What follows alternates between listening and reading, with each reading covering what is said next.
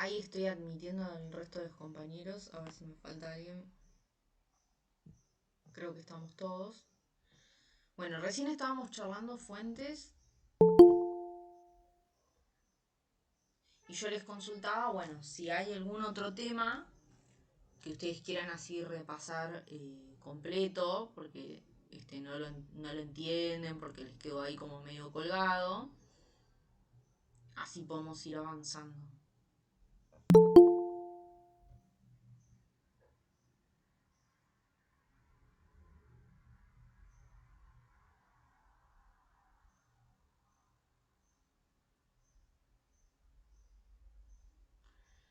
A ver que voy a buscar el organizador, así me guío mejor.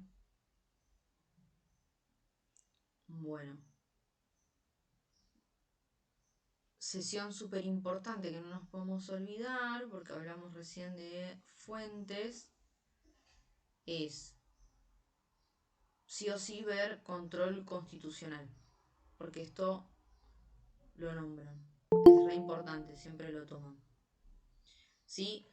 Como verán, bueno, es como a medida de lo que va surgiendo, o sea, los temas son los mismos, no van a tener capaz exactamente ahora el mismo orden que el organizador porque es de acuerdo a los temas que le tengo que dar prioridad para ver ahora sí o sí, y capaz que al otro le resta un poquito de tiempo, ¿sí? Por eso es un repaso, y también por si surge que alguno de ustedes me dice, che, profe, sí o sí, por favor, veamos, no sé, principio de buena fe, bueno, yo le voy a dar prioridad a ver eso, ¿sí? Les aviso como para que no miren ahora el organizador y después digan, para esto dónde estaba, no, están los temas, pero capaz no tienen ahora exacto la misma organización por el tema de que es un repaso, no cuando es un curso que vamos siguiendo tal cual el organizador, ¿sí?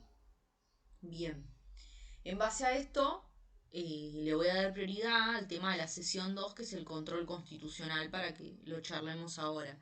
El control constitucional es uno de los temas más importantes y vemos que es compartido en el programa, no solo de derecho privado, sino de derecho constitucional. Esto tiene que ver con uno de los temas que también está en el programa, que es la constitucionalización del derecho privado, ¿sí? Que está en la sesión 3. Esto tiene que ver con qué. Primero, constitucionalización del derecho privado, me traba la lengua, significa que yo tengo que interpretar el Código Civil y Comercial de la Nación en base al marco que me da la Constitución Nacional. O sea, se supone que ustedes cuando estudian tienen que hacerlo teniendo el código y teniendo la Constitución a la vez. Porque yo tengo que entender el código desde la Constitución. Y esto se desprende desde la lógica de que la Constitución es nuestra norma madre, nuestra norma principal. Entonces yo tengo que hacer un entendimiento integral. No puedo ver el código como si tuviera una anteojera, como los caballos, solo mirando el código y olvidándome que tengo más normas. Yo tengo que hacerlo pensando también en la Constitución. Entonces yo veo derecho a la propiedad privada, ¿sí? Artículo 17 de la Constitución. Y después nosotros vamos a estar viendo uno de los últimos temas y que es importante, el tema del nuevo concepto de la propiedad comunal, el artículo 18 del Código Civil y Comercial. Nos vamos a dar cuenta que acá tenemos una modificación dentro del concepto de propiedad privada. Entonces yo tengo que entender propiedad privada desde el marco del artículo 17 y a su vez interpretar también este artículo 18 del código. Entonces yo no puedo mirarlo como cosas ajenas. Esto es la constitucionalización del derecho privado. ¿Por qué aparece como una novedad? Porque antes no se estudiaba así. Antes no se estudiaba así y eso era una falencia, era un problema, ¿sí? Te restaba porque vos no tenías una mirada integral. La gente era como, soy civilista, no, a mí de esto no me... Y la verdad que es muy importante tener en cuenta siempre la Constitución, esto de como revolver a la raíz, ¿no? Si yo no tengo en claro estos conceptos desde la Constitución y no puedo hacer este puente todo el tiempo, van a haber herramientas que después no usen el ejercicio profesional porque no las voy a tener ni siquiera mentalmente puestas a disposición. Siempre tengo que hacer este recurso de no olvidarme de la Constitución cuando interpreto el código, ¿sí? De pensar cuál es mi marco, mi contexto. La Constitución, siempre. De ahí nacen todos los derechos y las garantías. Y después el código se encarga de ir regulando todas las demás cuestiones que surgen en la sociedad civil. ¿Sí? Bien. Eso es constitucionalización del derecho privado. Y que además, dato de color importante, más nos va a sumar cuando la Constitución en 1994 es modificada y se incorporan tratados de derechos humanos con jerarquía constitucional, incorporamos una visión nueva. Por ende, esto hacía que yo tenga que acomodar el resto de las normativas. Dentro del resto de normativas que yo tenía que adecuar está el código. Por eso antes teníamos el código de Vélez y hoy tenemos código civil y comercial. O sea, se unificó y además tiene una visión desde los derechos humanos. ¿Y esto es por qué? Porque tuvimos que ahí acomodar para poder estar acorde a la Constitución. Porque si mi marco es la Constitución, necesitaba hacer modificaciones también sobre el código, ¿sí? Bien. ¿Hasta ahí vamos bien? ¿Qué significa eso? Perfecto. Entonces avanzamos con esta sesión 2 que era sobre el tema de control constitucional y supremacía. Para esto hace falta pensar de dónde viene. Esto viene de el antecedente, ¿sí? Justamente jurisprudencial y doctrina, porque se va a escribir doctrina desde esta jurisprudencia, que es el fallo Marbury versus Madison. El famoso fallo Marbury versus Madison es un fallo recontra renombrado en la historia que tiene de contexto un conflicto político, ¿sí? Porque tenemos un presidente que sale del gobierno porque termina su mandato, no es que sale mal, termina su mandato, que era el presidente Jefferson, y asume el presidente Adams. ¿Qué pasa? El presidente Jefferson, cuando se está yendo, un día antes nombra alrededor de 50 jueces. 45, 50, un número así. Disparate.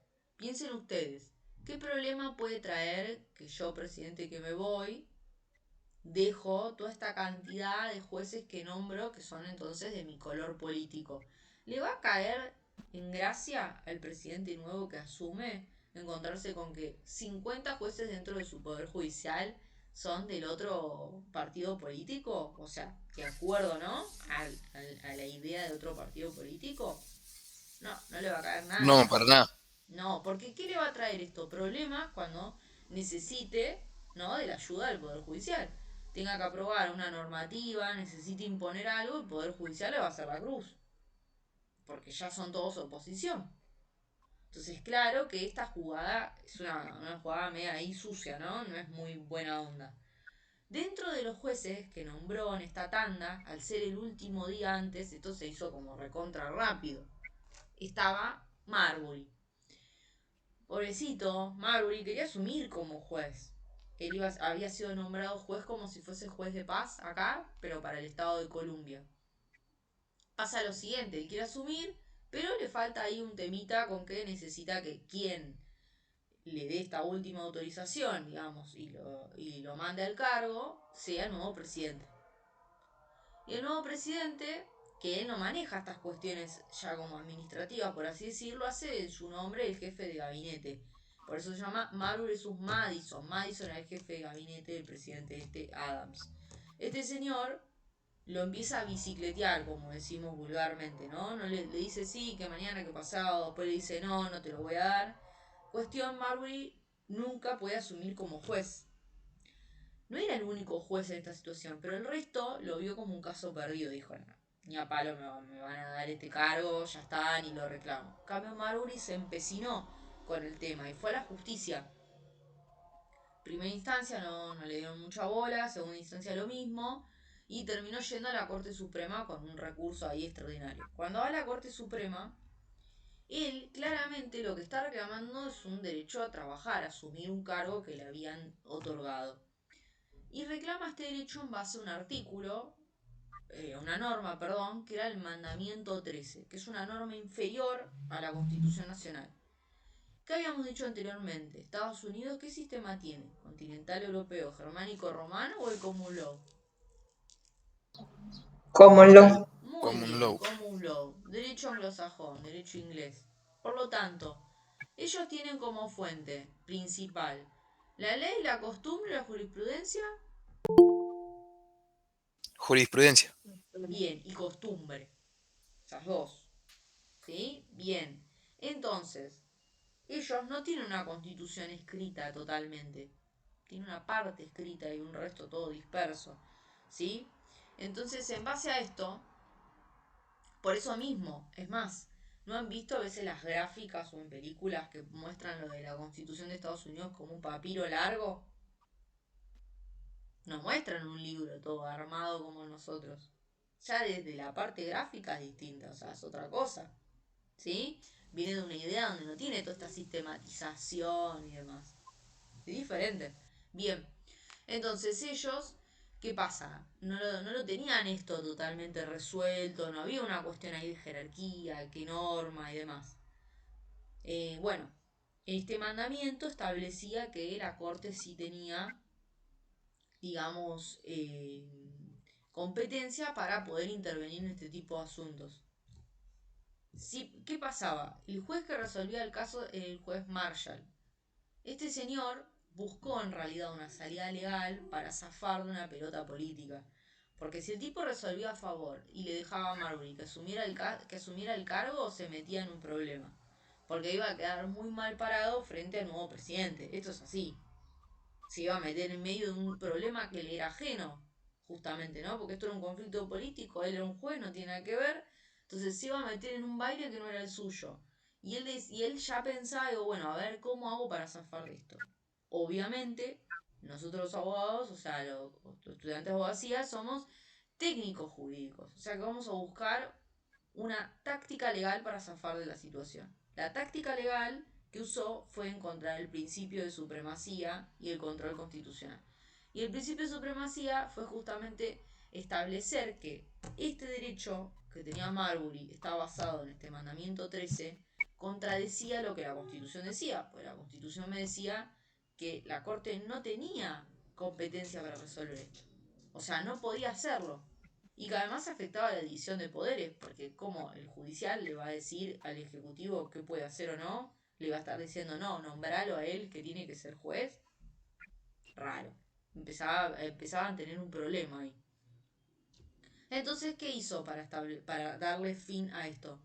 Dijo, tiene que prevalecer lo que dice la Constitución. Es la primera norma, la primera ley, lo más importante, listo, estableció eso. Eso es el principio de supremacía, que la Constitución tiene que ser la norma superior. Y por ende, el resto de las normas tienen que desglosarse de la misma y entenderse desde la Constitución. Y no podrán contradecirla. ¿Sí? ¿Y acá qué pasó? Había una norma que sí la contradice. Este mandamiento 13 no sé cuánto. Al decir esto no aplica, está haciendo control constitucional. Porque el control constitucional es un mecanismo a través del cual hago valer el principio de supremacía, lo protejo, hago que sea efectivo el principio de supremacía constitucional. Entonces acá este juez encontró estos dos principios súper importantes. Y nosotros, que como somos un país nuevo, siempre vamos a tener mucho copy-paste, ¿no? Copio-pego, te agarro de acá, de allá, y nosotros tenemos mucho constitucionalismo norteamericano. Dentro de nuestro estilo de derecho constitucional tenemos muchas cosas copiadas de Estados Unidos. Y esto lo copiamos de allá, ¿sí? Entonces nosotros acá también establecimos el principio de supremacía en el artículo 31 de la Constitución. Y tenemos un caso muy parecido, donde también tuvimos como un Marbury versus Soho, que fue Marbury versus Mason, que es el caso Soho, ¿sí? Ah, y no les conté el final de la historia. Marbury, lamentablemente, no va a ser juez de Columbia, ¿sí? Por más que tenía el derecho, como estaba basado en una norma que era inferior y era inconstitucional, no pudo ser juez, ¿sí? Eso es lo que pasó. Bien, ahora nosotros tenemos el caso Soho. En el caso Soho hay un señor que hace una caricatura sobre una ley, ¿sí? Del Congreso.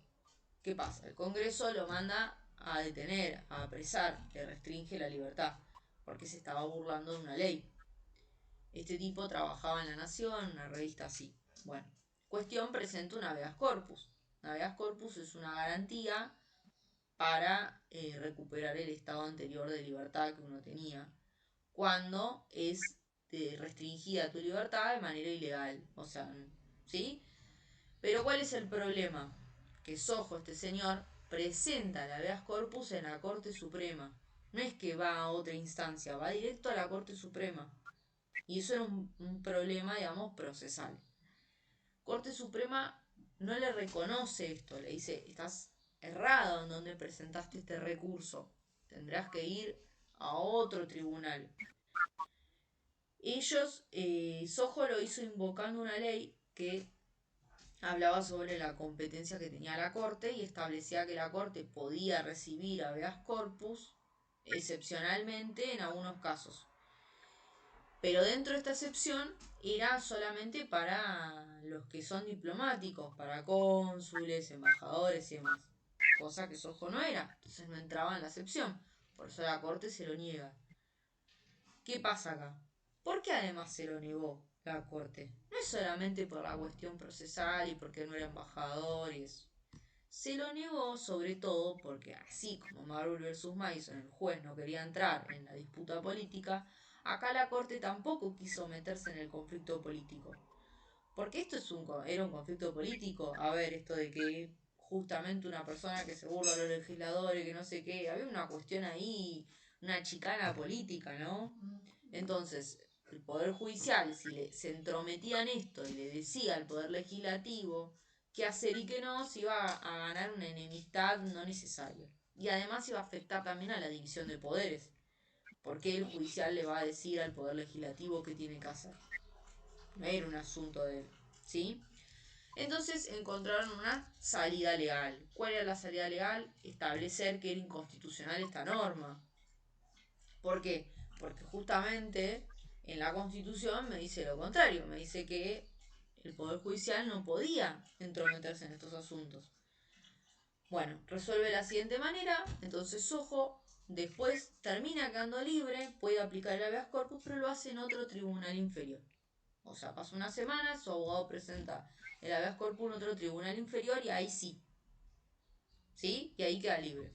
Entonces ven cómo tiene esta cosa similar al Marbury vs. Mason, por eso se dice que es el Marbury vs. Mason, pero argentino. ¿Sí? Bien. Cosa importante, el control constitucional para nosotros es difuso y lo pueden utilizar todos los jueces. O sea, está en manos del Poder Judicial y es difuso porque cualquier juez lo puede aplicar. Otra cuestión importante, ¿qué pasa con la norma que es inconstitucional? La norma que se detecta como inconstitucional no aplica en el caso en concreto. Pero esa jurisprudencia es obligatoria para las partes. ¿Qué quiere decir?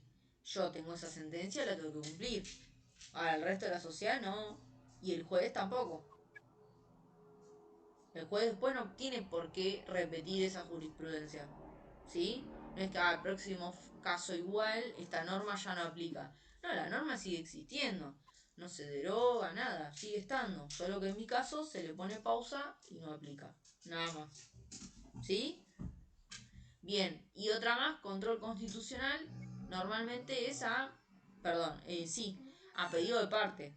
Yo lo solicito o el juez lo reconoce cuando hace el análisis de la norma en el trasfondo, pero suele ingresar de manera accesoria o indirecta. ¿Qué quiere decir? Marbury no llegó pidiendo inconstitucionalidad o algo de la norma, sino que llegó por un problema laboral. Él quería asumir un cargo el cual le habían dado.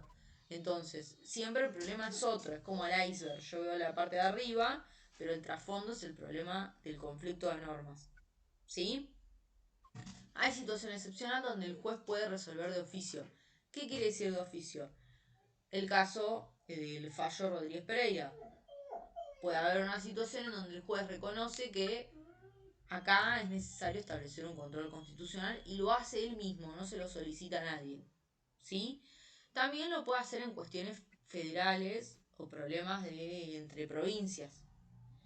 En el caso de Rodríguez Pereira pasaba lo siguiente, había un señor que había participado en una guerra y tenía daños y le correspondía una indemnización por daños. Y la ley que regulaba la indemnización por daños para las personas que habían ido a la guerra era una indemnización menor que la ley de indemnización para el resto de la población. Entonces, ¿qué hace su abogado? Presenta un recurso diciendo que se le aplique la indemnización que era mejor, ¿no? Entre las dos normas, que le apliquen la que era más favorable.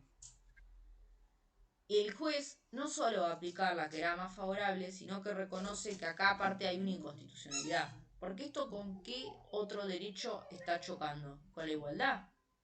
¿Es menos persona Rodríguez Pereira porque fue soldado? ¿Vale menos los daños que él tenga que los daños que tengamos nosotros? No. Hasta podríamos decir que al contrario, porque hay que someterse al contexto de una guerra y demás, ¿sí? Aparte está defendiendo al Estado, o sea, participa en nombre de nosotros, es como que incluso debería tener hasta un plus, les diría. Bueno, entonces, esto lo tiene en cuenta el juez y dice acá hay una inconstitucionalidad, porque esta norma, que es inferior, dice que no son iguales los daños, por lo tanto está haciendo una discriminación. Eso va en contra del artículo 16 de la Constitución, que es el derecho a la igualdad. ¿Sí? Bien. Hasta ahí es control y principio. ¿Alguna otra duda?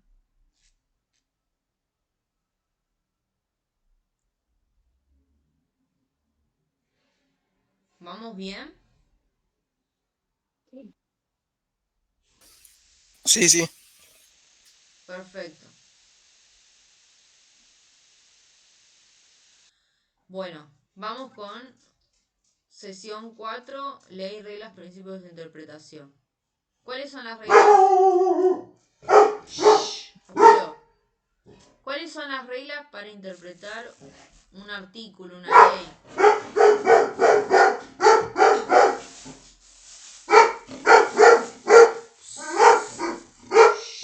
Perdón.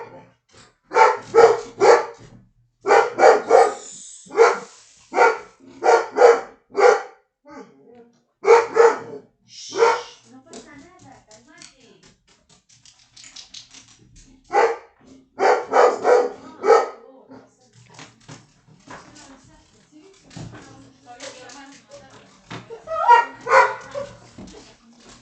Llévenlo para el cuarto.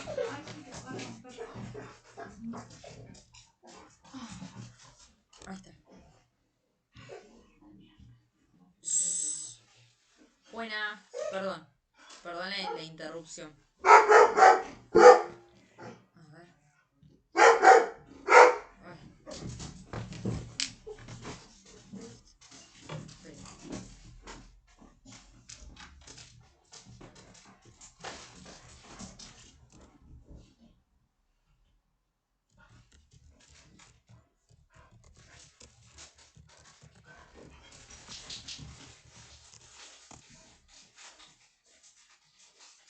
Bueno, disculpe la interrupción. Pasa que se alteró, no se escuchó como un ruido en el pasillo y se alteró. Perdón. Estamos. Bueno, yo les comentaba que hay reglas de interpretación. ¿Qué quiere decir esto? Yo no puedo agarrar el código como si fuese un cuento que es libre, cada uno lo puede entender como quiera, ¿no? Todos podemos leer, no sé, la Divina Comedia y cada uno interpretar lo que quiera, el patito feo, lo que sea. En el derecho sería peligroso permitir una libre interpretación, porque podríamos violar derechos de personas. Yo puedo interpretar lo que me es conveniente, ¿sí? Entonces para esto establecimos reglas, para tener todos una interpretación en común, sobre todo de los jueces y sobre todo también nosotros como abogados, ¿no? Bien. Decime, Mariano. Sí, te quería hacer una pregunta sobre el control de constitucionalidad Sí, anterior. perfecto. Eh, en caso de que ese control se hace de oficio, siempre va a tener efecto de interpartes. Sí, todas las jurisprudencias son obligatorias interpartes, sea control constitucional, sea por demanda de alimentos, sea por un divorcio, ¿sí? Siempre es obligatorio para las partes, porque es nuestra sentencia. Yo fui a reclamar eso, le estoy solicitando eso a la justicia me lo resuelve, listo, yo lo tengo que cumplir. Y es más, en el proceso judicial hay una última etapa después de la sentencia, que si la sentencia no se cumple, está la etapa de ejecución, que es que el juez por fuerza de la justicia, de la ley, o sea, la policía, te manda a buscar y te hace cumplir. ¿Vieron esto que se ve ahora en la tele, que sale mucho? Ahora se está poniendo de moda. Papá no paga alimentos. no puede ingresar a la cancha de fútbol, le sacan el carnet, le sacan la licencia de conducir, no puede salir del país. Eso es la etapa de ejecución. El juez lo está obligando a cumplir la sentencia. Le dice, pagá, sos deudor, pagá, cumplí tus obligaciones y después hablamos, pero cumplí tus obligaciones. Eso es justamente clara muestra de que la jurisprudencia para las partes es obligatoria. La sentencia hay que cumplir.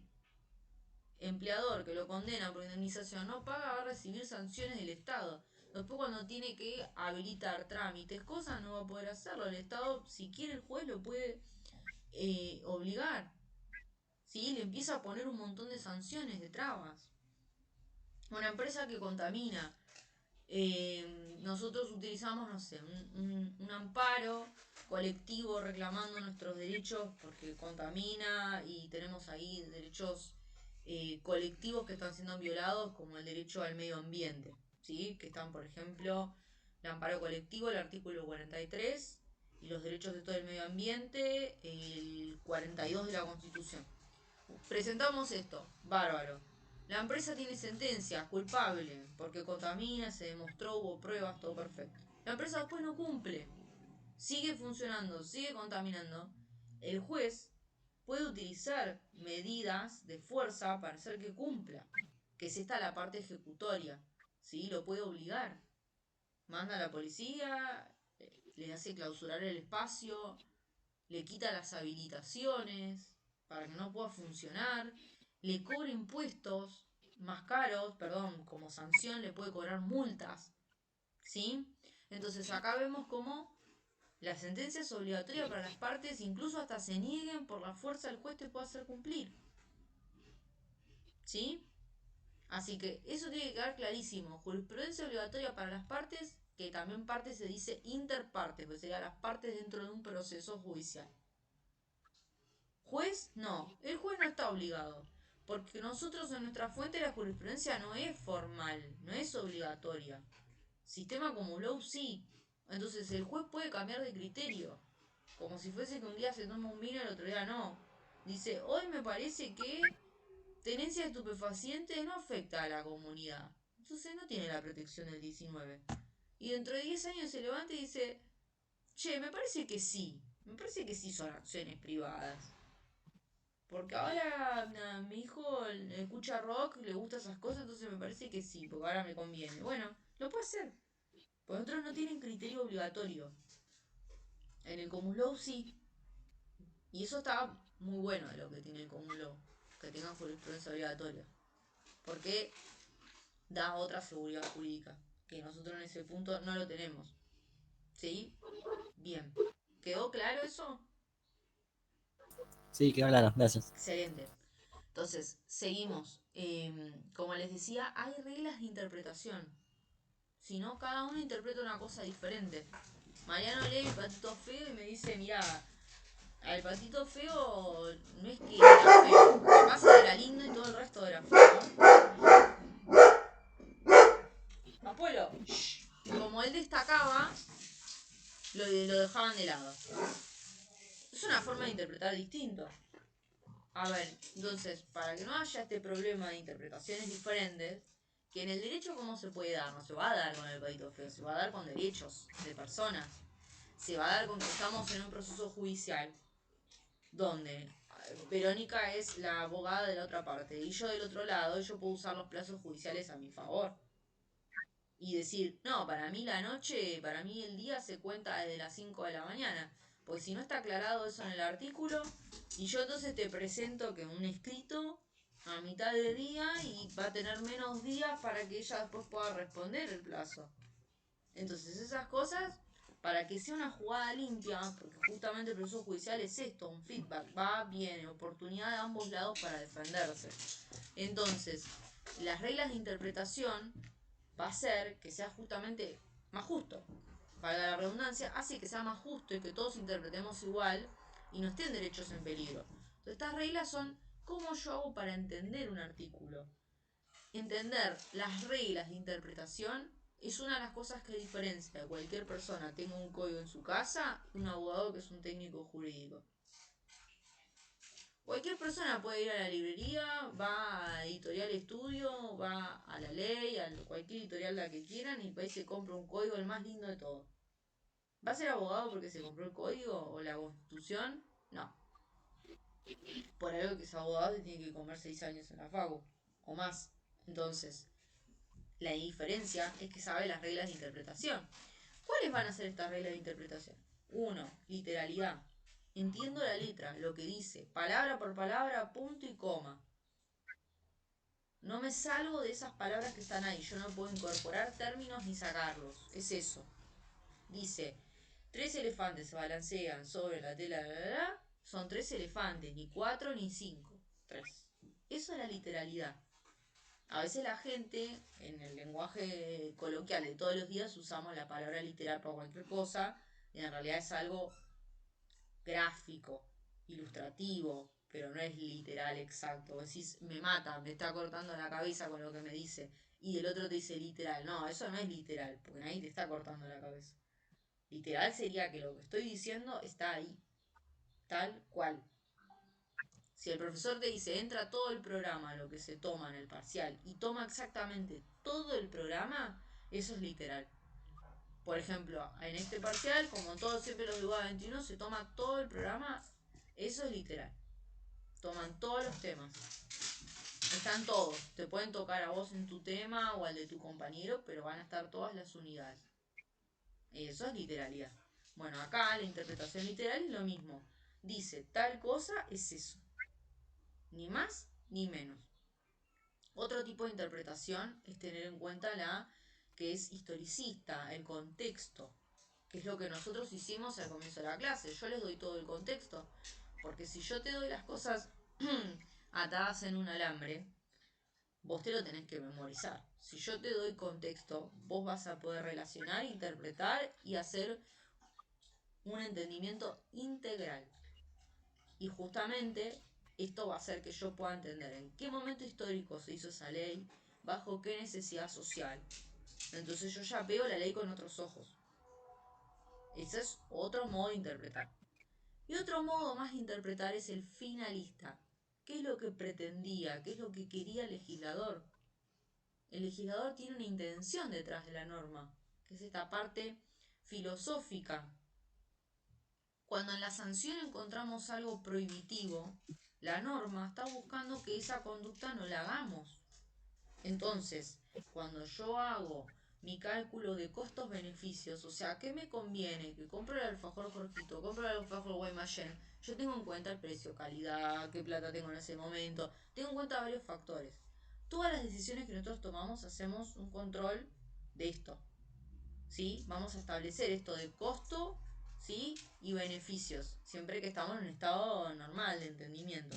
Costos y beneficios. Entonces yo frente a mis conductas hago todo el tiempo esto. ¿Qué hago? ¿Dejo el auto tirado en la esquina o no? Y si me lo llevo, a ver, me queda más cómodo, pero si me lo llevan tengo que pagar la multa, el acarreo, el estacionamiento. Ya me sale caro el chiste. Bueno, entonces camino un par de cuadras, lo dejo en un estacionamiento, también pago 3.000, pero si pagaba la multa y todo, se me iba a 20, 25 el chiste. 25 versus 3, está clarita la cuenta, dice. Entonces es como, no me conviene. Entonces esto lo hacemos todo el tiempo. El legislador que busca que con esta sanción bajar las ganas que vos tengas de cometer esa acción. Entonces te pone una sanción dura para algo que no quiere que hagas. O si en algo quiere que lo hagas, ahí te pone algo positivo. No son la mayoría de las normas que tienen algo positivo, pero hay algunas que sí, que estimulan alguna conducta. Por ejemplo, te bajan impuestos si reciclás tal cosa. Se ve mucho en países del primer mundo, pero pasa. Son un tipo de norma. Bueno, entonces acá vemos que esto de la finalidad, lo que el legislador busca, también es una manera de interpretar la norma. Porque, ¿qué pasa? A veces esa finalidad que el legislador buscaba no le sale bien. Porque en la conducta él está jugando también un poco con la suerte, ¿no? Tratando de predecir. Pero a veces la gente capaz no lo interpreta de esa forma. Por ejemplo, si yo pongo como sanción para los empleadores que si yo no los tengo registrados en blanco y demás, tengo una sanción tal. Pero ¿qué pasa? Si él sabe que no hay mucho control de esas cosas, entonces puede tener algunos empleados que no estén registrados, puede hacer alguna cosa así media rara, y sabe que no hay tanto control, y de acá que pasa la función, ¡shh! ¿Basta, Polo? O que alguno, todos los empleados, lo lleve a un proceso judicial, él ya cuántos años, a cuánta gente hizo plata no pagándoles lo que correspondía. Unos cuantos. O en consumidor, más todavía, ahí lo vemos. El consumidor está lleno. ¿Con cuántas personas estafan las empresas cuando te cancelan una compra? Que la tenían, te la iban a dar y la plata después te la vuelven cuando quieren. ¿Cuánta gente? Todo el tiempo. Pero ¿qué pasa? La multa es resuelve para lo que ellos ganan a costilla estafando a la gente. De acá que ellos reciban la multa, de acá que alguno de nosotros se tome el trabajo de ir al ente regulador y esté un par de meses haciendo todo el proceso, ellos saben que lo va a hacer uno de 100 personas. Con los otros 99 hizo un montón de plata. Entonces, a veces, la norma, la finalidad que tenía el legislador no se cumple, porque necesitaba ser más dura o ser mejor pensada la lógica de la norma. ¿Sí? Entonces, eso también hay que tenerlo en cuenta, la finalidad. ¿Qué pretende el legislador? ¿Sí? Eso es importante. ¿Qué pretendía el legislador? Entonces, estas son las reglas de interpretación. Yo siempre las tengo que tener en cuenta. ¿Sí? Esto se relaciona con uno de los fallos, con el de Rizzo. ¿Qué pasaba en el fallo de Rizzo? ¿Te acordás, Vero?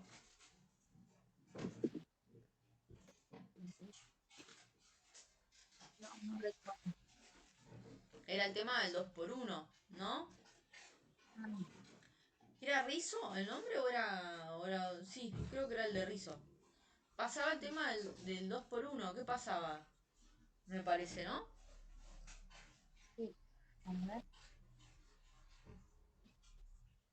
No, ese no era Rizzo. Tenía otro nombre como empezaba. Era el tema de los... Ese era el de Rufino, me parece. ¿Cómo, perdón? Que ese creo que era el de Rufino.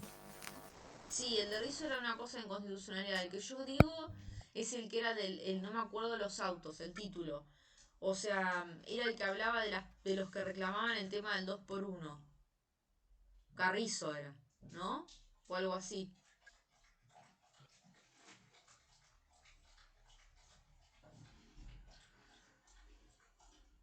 ¿Quién se acuerda de los autos de ese fallo? ¿Cómo eran? El de 2x1 creo que era el de Rufino. Subí un poquito el volumen del micrófono, Mariano, por favor, porque no te escuchaba. El de Rufino.